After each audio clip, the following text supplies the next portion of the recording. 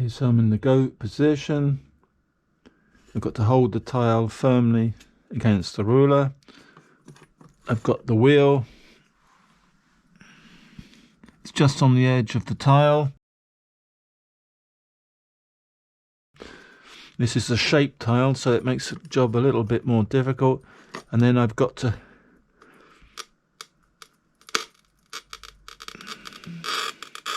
you can hear it. I'm not pressing too hard. You don't need to press too hard. Not going too quick. And without moving it, and then position the